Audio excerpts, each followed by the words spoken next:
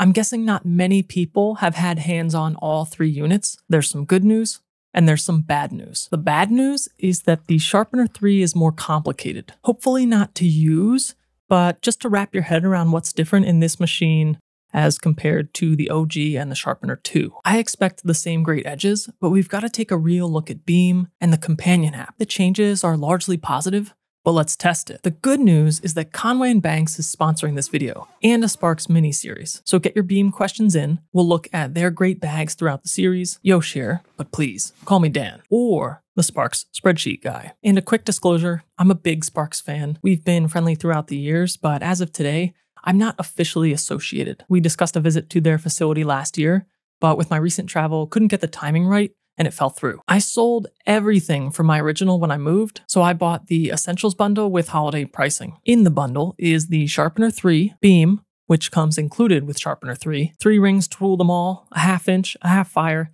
and a 5/8. The blade holder is essential for me. The sharpener cover is great if you're setting up your machine and it's not moving around. That's how I used the original one, but I imagine I'll use the Sharpener 3 differently than before, breaking it out and then putting it away in between my sharpening sessions. And the soft travel case is what I plan to store it in, as opposed to the original box that I would use to store and transport my original sharpener. The deburring blocks I didn't necessarily want, might not use them, but they're bundled. We'll also look at the separately purchased coated steel kit, which I think is essential. The new SDR wand for steel dust removing. Excited to try that. I was using a tiny stick vacuum before to clean my original sharpener, and I preemptively tossed in a maintenance kit. Total cost with holiday pricing, $12.75 USD. Tax and a painful shipping cost to bump that up to $14.15. You definitely don't need a bundle to get going, but don't anchor your mind to that $8.99 sticker price. After the holiday discounts end, if you add the Sharpener 3 and just 1 ring, you're looking at $10.65 total shipped to Pennsylvania. The previous generation equivalent, the Sharpener 2, 1 ring, and the edge checker is only about $60 cheaper at $1,002 when it comes to tech and things like this. I generally like to buy the newest available at the time. While the price in relation to your own budget is obviously the most important thing, most owners can imagine living without a Sparx after they've been using one. And I think we've seen that in the conversation. It's shifting away from the spreadsheet payback, when do I hit my break-even point mechanics, and more toward the how did I ever go without a product like this? It's much more about the convenience factor these days than I think kind of the skepticism in the past around will I break even if I buy one? What's new and shiny, ooh, look at that, is a fully integrated sharpening experience. At the highest level, 1, machine calibration, and 2, edge checking have changed in the Sharpener 3. There are many small changes, but everything else is pretty similar to the Sharpener 2 experience as far as I can see so far. The Beam and the companion app are the 2 new tools Sparx is giving you for the new calibration and edge checking processes. So in the old world, you're looking into that calibration tool, aligning the needle and groove, never quite sure if you have it perfect, and then you're using the edge checker to measure your skate, but also to get that quantitative feedback on how to adjust the machine calibration if needed. You're taking the readings, you're taking the actions to dial it in. It's not friendly,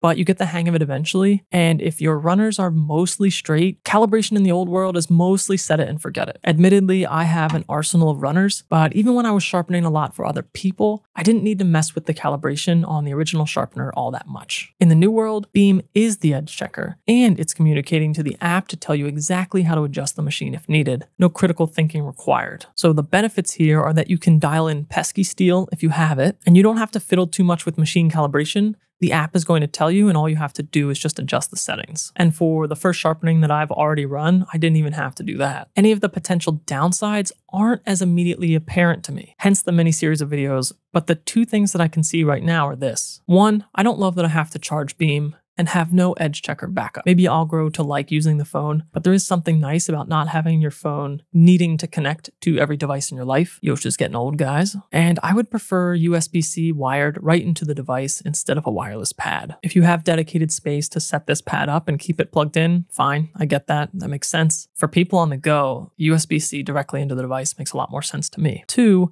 in the cases where Beam might provide an incorrect reading, I imagine that's where you might start to chew through a lot of grinding ring. And if you forget to reverse the instructions after sharpening, you're going to go through the same process on the next pair of steel, again, wasting some of the grinding ring. I haven't gotten an incorrect reading yet, so this experience, the back and forth adjustments if necessary, That's what I hope to cover in my next dedicated beam video. For the user who is brand new, even these two negatives are probably positive. They greatly shorten the learning curve to great edges and machine calibration. That's a super big positive. And if it comes down to it, trading a little bit of the life of the grinding ring to get perfect edges every time, pretty simply, is probably a good trade. Especially in the beginning, if you're not used to the machine, the quirks, and the things that you would have to do on the original or Sharpener 2 to get everything dialed in. Let's now get to all the small changes on the Sharpener because there's a lot and they add up. I'm going to largely spare you the double unboxing of this travel case in this video. I'll weigh in on that after some use. While we run the first cycle, there's another bag that I'll share, and that's the Conway+Banks hockey bag. 2 bags, actually. The Louise is meant for pond hockey, but I'll be using this for roller gear, clearly. The bag's got everything nice, a high contrast bottom, a spot for everything, a top double zip for your laundry, fold-out foot mat pocket, and my favorite, 2 generous vents to keep everything from getting gross. This passive airflow was a big feature for me, and there's also an optional accessory bag. Use the link in the description below with coupon code DANYOSHUA for 10% off. And thanks to them, I have hands-on to make this mini-series. So Beam and the app enable a new era of edge checking and machine calibration. All of the smaller changes taken on the whole are interesting, but at the end of the day, I don't expect anyone to go from Gen 1 to Gen 2. I don't expect too many people to go from Gen 2 to Gen 3. Maybe the original to Sharpener 3 if you want to start moving the machine around a lot, and if you're able to sell the original to a teammate, guilty. We've got customizable LED lights, which doesn't do a lot for me personally, but this might come in handy if you're in a team setting and need to start telling them apart, connecting Sharpener. Some latch and clamp changes. Again, very much welcome these incremental upgrades, but if you're coming from the ES100 like me, the fresh design wins are the size and weight above all else by far that came with the Sharpener 2. There is improved cycle selection. The grinding ring and filter life are displayed in the app, so is the time remaining in the sharpening, and if you have your player profile set up, you can save things like preferred hollow. If you have to use the app for the beam, it is nice that it can track some data. I like that. It's going to save me some work. And I can probably ditch the spreadsheet. I'm not looking for push notification reminders, but I'm also not a parent, so I could see how this might be useful in a more chaotic environment. If you receive an error code, they're going to give you the friendly version on the phone, so no more panning through the manual to try to figure out what's wrong. Love to see that. And a huge one, as far as small updates go, is that you can now update firmware over the air. I went through the update process for the ES100. Sparx was great walking me through this, and it was relatively straightforward, but for a consumer product, it's not exactly friendly, right? So now, if updates are needed, it's simple, and I think that's a disconnecting sound. And it opens the door to adding new features to the Sparx remotely, which is sick. I already updated once to start, so the setup did take a few minutes longer than the Sharpener 2 to my memory. There's still one huge caveat to receiving new features over the air, and that's that we can't trust Sparx to deliver these things in firmware updates. Not that they're not trustworthy, it's just that it's completely new and we don't have a track record to look at. I'm into cameras. Canon is usually pretty good about giving hardware products new updates over time. Sony, less so. All that to say, this is a friendly reminder to buy products based on the hardware and software at the time of purchase. Do not base that on future will update feature promises. The good news is that this seems like a great product day one, largely because of a history of success in the past 2 versions, and Sparx might be one of the companies that takes full advantage of this. We'll have to see. If you're using the Pro base, it's now easier to swap the head unit back and forth.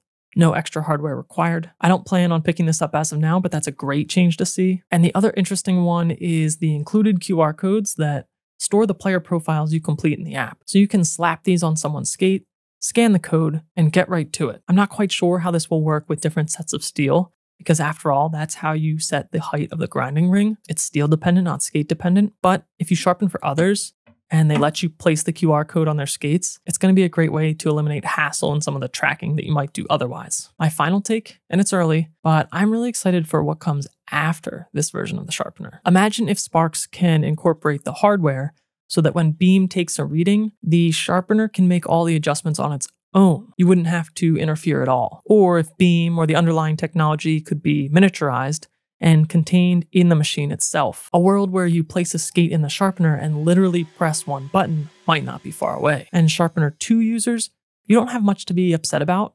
You're not missing a ton here. If you don't yet have an edge checker, you can still opt to add Beam, even though it's seemingly kind of a pricey add-on. And V1 users, you still have a home Sharpener. and you've already figured out the quirks and have enjoyed it for years. The Sharpener 3 and Beam are really about bringing the Sharpener 2 experience to a wider audience and with more ease of use. There are definitely some things I want to keep an eye on for a more proper review, but Sparx has come a long way in a hurry. From Kickstarter, no less. It's fun to watch, and it's fun to sharpen your skates at home. Thanks to Conway+Banks for sponsoring this video. I'll catch you when I share my thoughts on Beam in depth after some more use.